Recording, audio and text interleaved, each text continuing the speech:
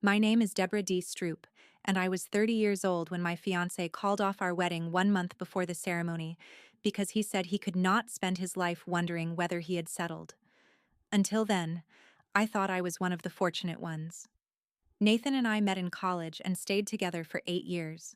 We survived exams, terrible apartments, uncertain careers, and dinners made from instant noodles because neither of us had enough money for takeout.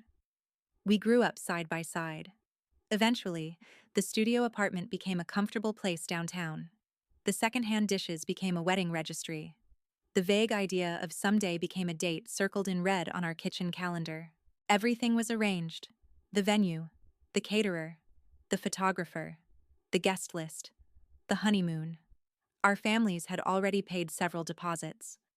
My mother discussed flowers as though national security depended on the color of the centerpieces. From the outside, Nathan and I looked certain. Inside our home, something had begun changing. I could not identify the exact moment. Maybe it started after Nathan received a promotion at work. Maybe it began after the bachelor trip his friends insisted he needed before marriage. When he returned, his laughter sounded rehearsed. His texts became shorter. He stayed at work later and stopped saying, "I love you," unless I said it first. At night, he lay beside me, scrolling through his phone with the brightness turned low. I told myself he was stressed. Weddings did that to people. 1 month before the ceremony, we had dinner at the restaurant where we used to celebrate anniversaries. Nathan spent most of the meal looking at his phone. "Is everything okay?" I finally asked. He sighed and placed the phone face down. "I feel trapped." The word landed between us. I tried to lighten the moment. "If this is about wedding planning, you can fire me as project manager." He smiled faintly. "It is not that." "Then what is it?" He stared at the condensation on his water glass. "You are amazing, Deborah. You have always been amazing." I already knew something terrible would follow. But I feel like I am settling. My heartbeat became painfully loud. "What exactly are you settling for?" "I do not know." He rubbed his thumb around the rim of the glass. "Comfort, safety. Maybe the version of myself everyone expects me to be." "And what version do you want?" "I think I need to know what else is out there before I promise forever." The calmness in his voice hurt more than shouting would have. "Then you should figure that out," I said. Relief flashed across his face. That expression told me more than the words. He had expected pleading. Instead, we finished dinner with meaningless conversation, while the future we had built quietly died between us. A week later, Nathan asked to meet at a cafe. He arrived 15 minutes late wearing a white shirt, perfect hair, and an expression carefully arranged to suggest emotional maturity. "I have been thinking," he began. "I know," he exhaled. "I cannot go through with the wedding." There was no tremble in his voice, no uncertainty. He had rehearsed this. "Is there someone else?" "No," he answered too quickly. "This is about me." I studied him. "You are not afraid to start over. You are excited to." His expression cracked for 1 second. Then the calm mask returned. "I still love you." "But love is not enough?" He looked relieved that I understood the script. "I cannot be the man who settles because he is afraid to begin again." I stood. "I will not beg you to stay." He blinked. "That is it?" "I am devastated. But I am not going to compete with a life you have already imagined without me." That evening, a mutual friend told me about Vanessa, Nathan's coworker, the woman he had called like a sister. They had been messaging for months. I did not confront him. I called the venue, then the caterer, then the photographer. Finally, I called the jeweler about selling the engagement ring. By the end of the week, the wedding had vanished. Nathan wanted freedom. I was about to discover what mine felt like. The morning after I canceled the wedding, I woke to a silence so complete it almost felt artificial. For months, every day had revolved around seating charts, fittings, guest lists, deposits, and Nathan's constantly changing preferences. Suddenly, there was nothing left to manage. No florist calling. No venue coordinator asking for final numbers. No argument over whether the honeymoon itinerary felt adventurous enough. At first, the emptiness felt frightening. Then it began to feel like space. I called the venue again to confirm the cancellation. The manager offered to move the deposit to a later date. "There will not be another date," I said. Next came the jeweler. The engagement ring was beautiful, but looking at it now felt like holding evidence from a crime scene. The jeweler asked whether I wanted store credit. "No," he hesitated. "You will lose money selling it back." I already lost 8 years. By noon, the ring was gone. That evening, I sat in front of my laptop scrolling through flights. I had originally planned a romantic honeymoon in Italy, but every photograph now felt contaminated by a future that no longer existed. Then Thailand appeared on the screen. Phuket. Warm water. Street markets. Mountains. A place Nathan had once dismissed as too unpredictable. I booked it. 2 days later, I boarded the flight with one backpack and no detailed itinerary. I did not tell Nathan. I did not owe him an update. I texted my best friend only once. "Taking the honeymoon alone. Do not worry." The journey felt unreal. For hours, I stared through the airplane window, wondering whether I had lost my mind. Then I landed. The humid air wrapped around me the moment I stepped outside the terminal. It smelled like rain, fuel, flowers, and food, cooking somewhere beyond the taxi lane. For the first time in weeks, I took a breath that did not feel trapped beneath someone else's decision.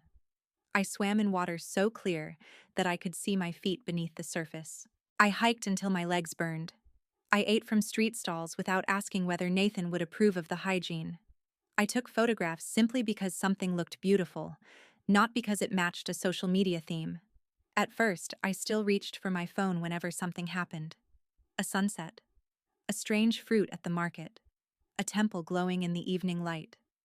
For 8 years, Nathan had been the first person I told everything. Then I remembered that he had chosen a future where I was no longer part of the audience. So I kept the moments for myself.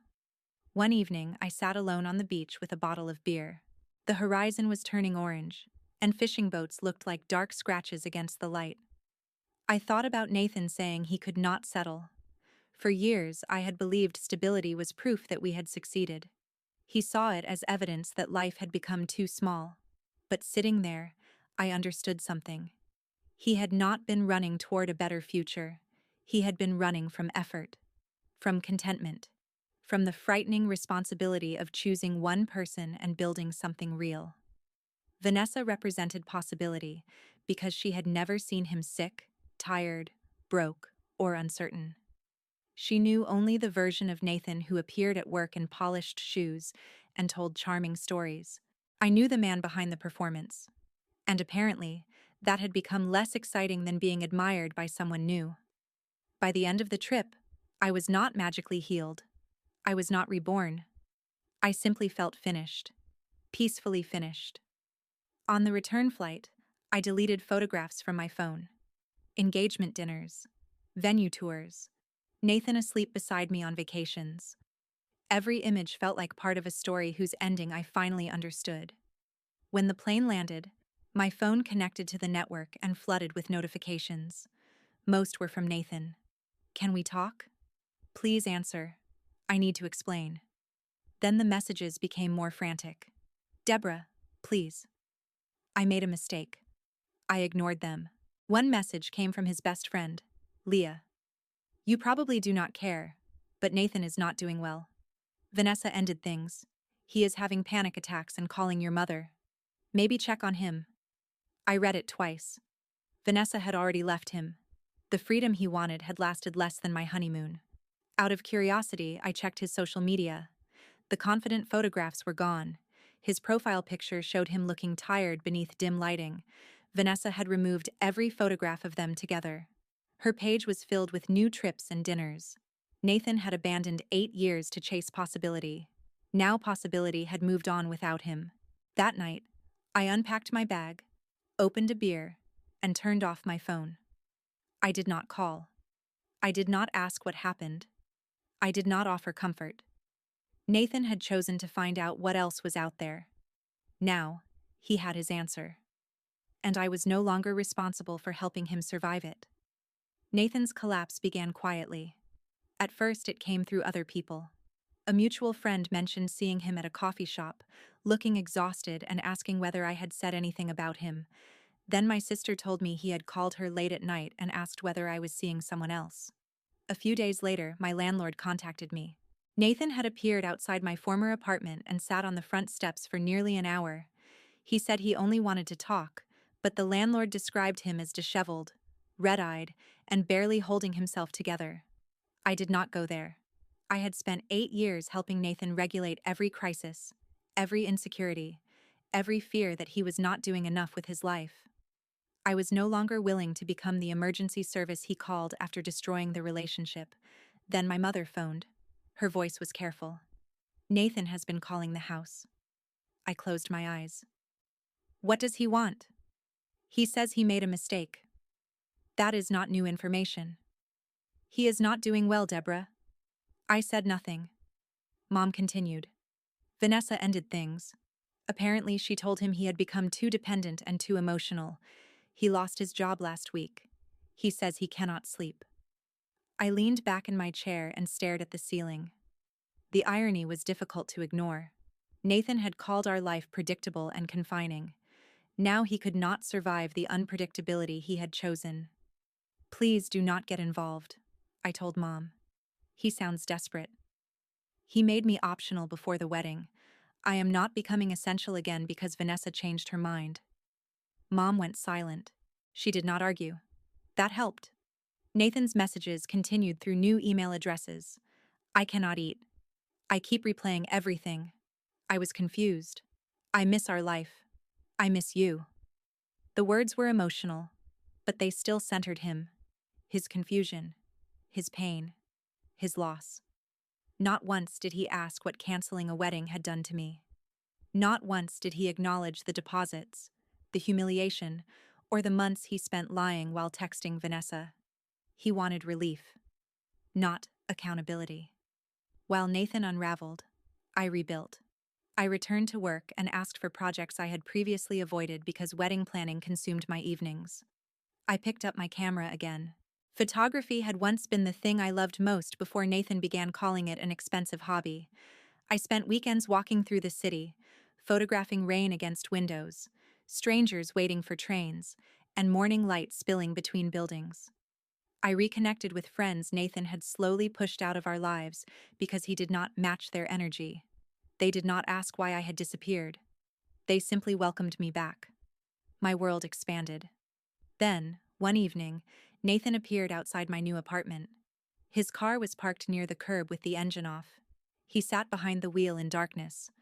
When I approached the building, his window lowered. Deborah. I stopped several feet away. You need professional help, I said. I need you. No. The answer came cleanly. You need the version of yourself you were when I was holding everything together. He shook his head. I love you. You loved me enough to keep me as your safe option while you tested a life with Vanessa. That is not fair. It is exactly fair. His breathing became uneven. I thought I could come back. That sentence told me everything. Not that he hoped, that he assumed. He had believed I would remain waiting while he explored. I am not a place you return to when another door closes, I said.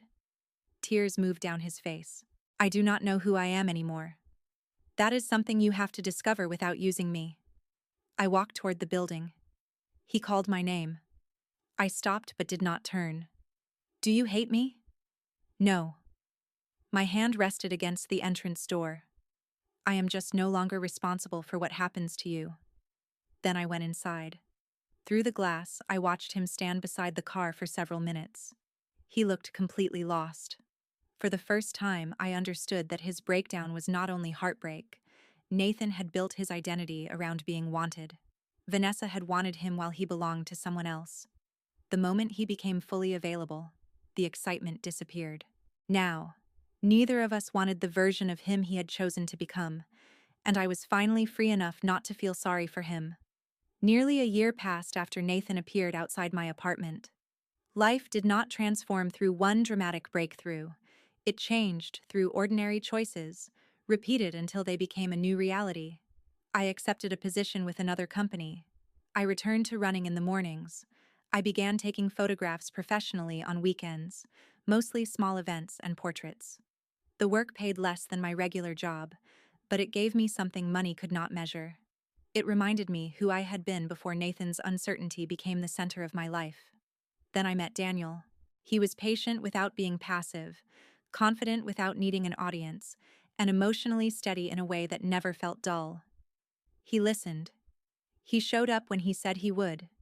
He never treated love like a competition against some imagined better option. Our relationship developed slowly.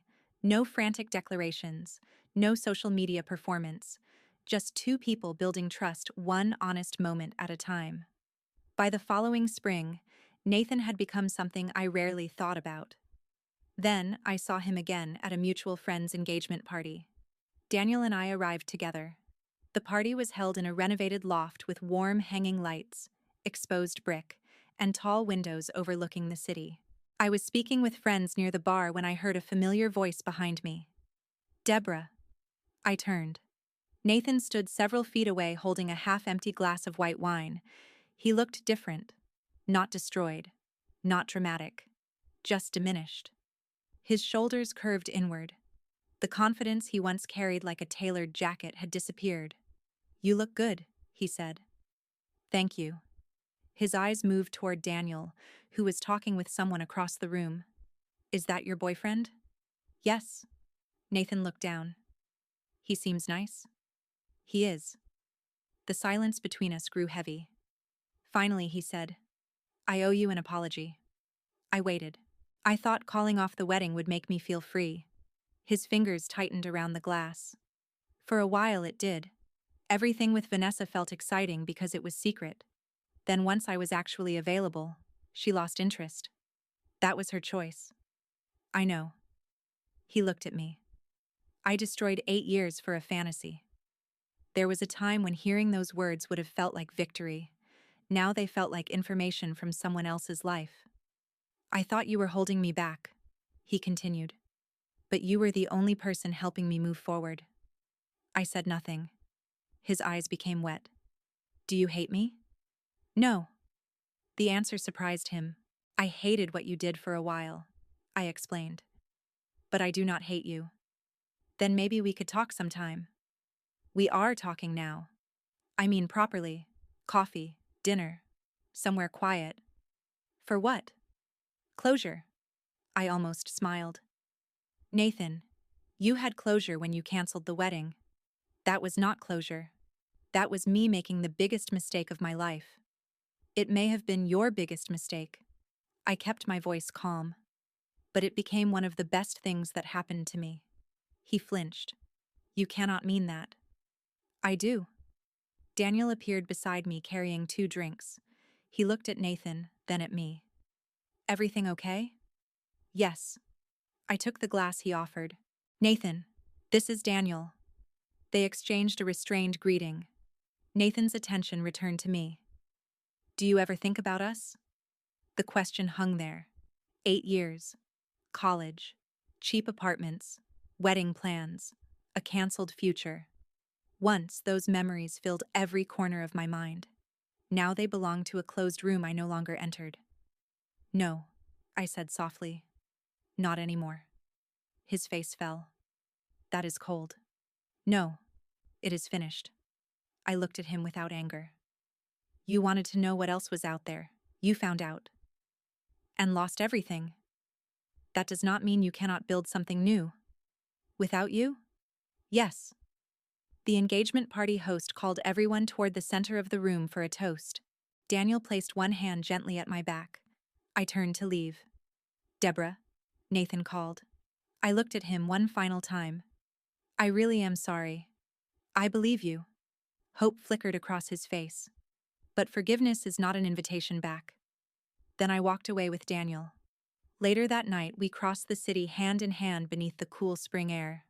I felt no triumph, no revenge, only peace. Nathan had called me safety as though it were something small. Now I understood that safety built with love, effort, and honesty was not settling. It was rare. He had thrown it away chasing excitement. I had walked away and built it again, this time with someone who recognized its value. I did not win because Nathan regretted losing me. I won because his regret no longer mattered.